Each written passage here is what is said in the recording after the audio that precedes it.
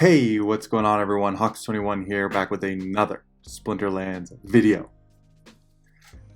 So I have the pleasure of introducing one of the legendary Rebellion cards.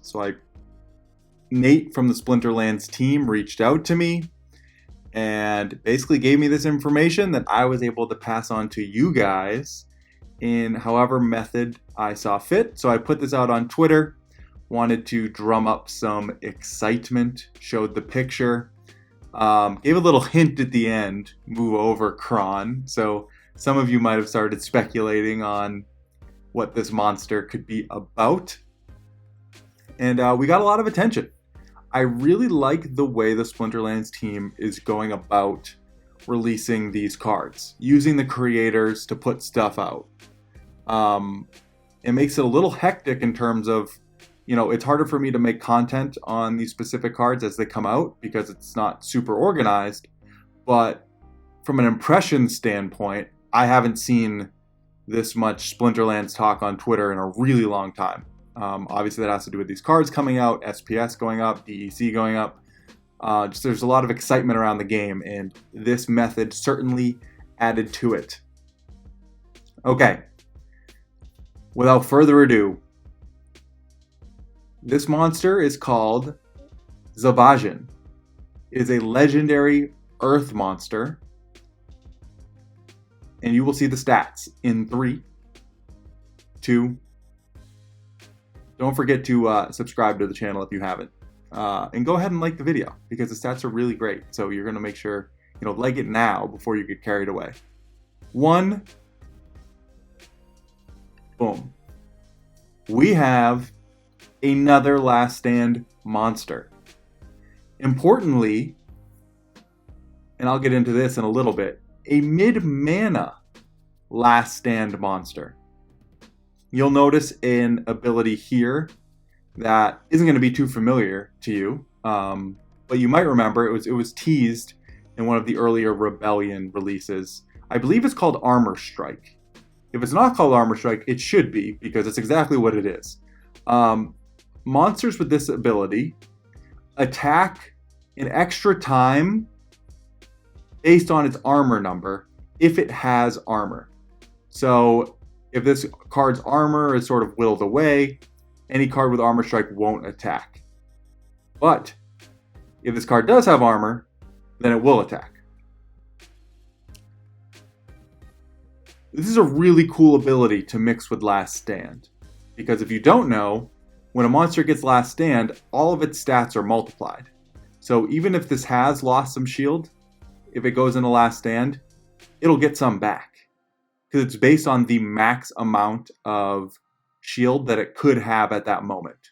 So if there's a Protect rule set, obviously if you bring any Protects, if this goes into Last Stand, by definition, those Protects will have died off. But you could bring a Summoner that has some shield or has some armor, and that could boost up its secondary attack. So the Last Stand is going to work with the magic and the armor. You can already think of some Summoner synergies. And remind you, we have a lot to find out about the Rebellion set. So there could be some more synergies with this card that we're not aware of yet, that I'm sure I'll cover at a later point. We don't know what the Summoners are going to look like necessarily. So there could be some really great synergies with some of the new Summoners that I obviously can't cover right now. But we have some anyways. So Obsidian, +1 magic, right? So this goes from 2 magic to 3 magic. Last Stand gets 5 magic. The flip side of that, maybe you could do something like Lux Vega for those who have it. That gives an armor. So it'd be a max of 3 armor. Last Stand, if it still has full armor, becomes 5 armor, and now it's going to hit for 3 magic in Last Stand and 5 armor, so doing 8 damage. Pretty crazy synergies here. You see the really, really high health, so you can put it in the back, right, where you're going to want your Last Stand monsters anyways. So it can be like a little bit of a sneak defender. Another option, we have Lily Shieldpaw with the Dragon Splinter that gives everyone camouflage. So you can play it with Lily, put this in the back, and then put a Martyr right in front of it. So as long as there's not any scatter shot, you know this card's going to go into Last Stand right after being martyred. And Martyr brings back a shield too. So that'll be another way to boost this up all across the board. There's a lot of really cool synergies. And this is going to be a great low mana card. So let's think about Lux Vega for a second. Or Obsidian. You're talking 11 mana for this plus Obsidian. That's not even, the minimum is 12. So you can fit that in for 11. That'd be a pretty crazy 12 mana strategy right there. Same with Lux. Pretty crazy 12 mana strategy, just these two cards. We'll see how that plays out in practice, but that seems pretty powerful in the right situation. This also becomes playable because of its mana size in some of the mid-mana type matches. So I could see myself using this a lot in like 20 mana poison rule sets, for example. So if we come here, also if you're not familiar, because I haven't put this up in a while, this is Brave Tofu and I. Brave Tofu is, I believe he came in second in the Rebellion Summoner design contest, so he'll be designing one of the summoners. He and I created the site. He did all of the code. I helped input a lot of this information. And this is going to be a great place for you to come and see the new Rebellion cards, because we're going to have these up as soon as they hit the API. There's going to be a lot of new cards that you're going to have to analyze. You can come in here, use our rating system, and you'll see which cards our rating system likes the most. So you can prioritize and strategize with your buys. So be on the lookout. We're going to be updating this very shortly. Basically, as soon as the new cards hit the API, we'll try to get these updated as quickly as we can. But what I was going to say is if we type in Martyr here, Venari Marksrat, Fungus Flinger, we have the Earth and the Neutral. And again, we might get new Martyrs. So you could potentially even, if you get really creative, stack more and more.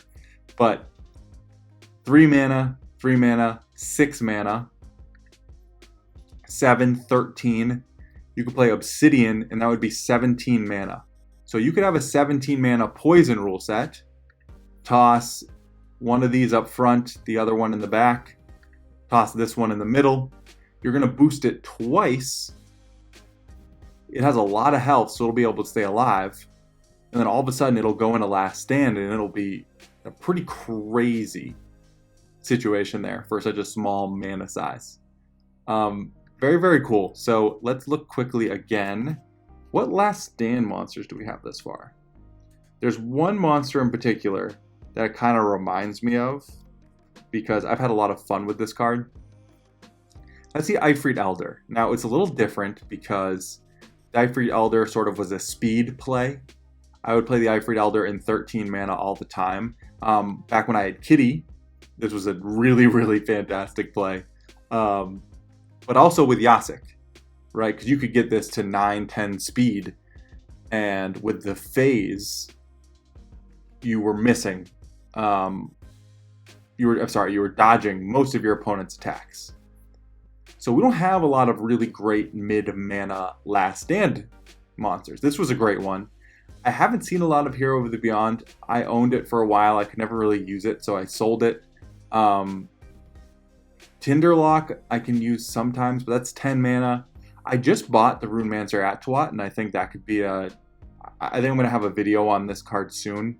I think I've found some pretty decent synergies. I just need to actually use them and build up a little bit of a video log for it. But I'm excited to have another mid-mana option that I think is going to be more playable than sort of Hero of the Beyond. Maybe even Runemancer Attuat. I don't know how it will compare to Ifrit Elder. 6 mana with Last Stand was just crazy. But yeah, here we have Zebajin.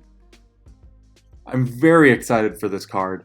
In general, December 5th, I'm very excited because most of the players at this point, on December 5th when Rebellion comes out, and Untamed shifts from Modern to Wild, the majority of the players were here for Chaos that are currently playing. At least. So the majority of the players right now are at a disadvantage because they probably don't have a lot of the Untamed cards. I myself didn't have a lot of the Untamed cards. I've sold them off. It was part of my Rebellion purchase as well. I've sold off most of my Untamed cards. I'm sort of going all in on Modern and want to make sure I max out the key Rebellion cards.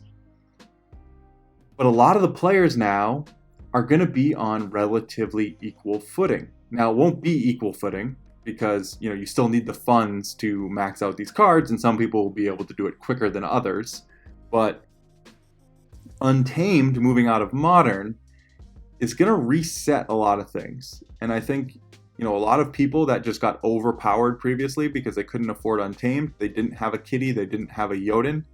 There's going to be a lot more people that are a lot more competitive, including myself, and I'm really excited for it. Zebajin is going to be part of that. Thank you for the Splinterlands team for allowing me to premiere this card, to drop some alpha to you guys. I think the Splinterlands team is going to be doing this more and more, so you're going to want to be subscribed to this channel. You're going to want to follow me on Twitter. You're going to want to come in my Discord, because a lot of times the Discord stuff, the people in the Discord might hear about things a little bit quicker than everyone else, because that's just where I spend time. This wasn't that case, but Zebajin, really excited for this card. 7 mana Last Stand. I can't wait for Rebellion. We are, at the time of recording this, I think 10 short days away, so I am certainly counting the days. All right, that's it for me. I will talk to you guys soon. See you around the game. Hope you are excited as I am.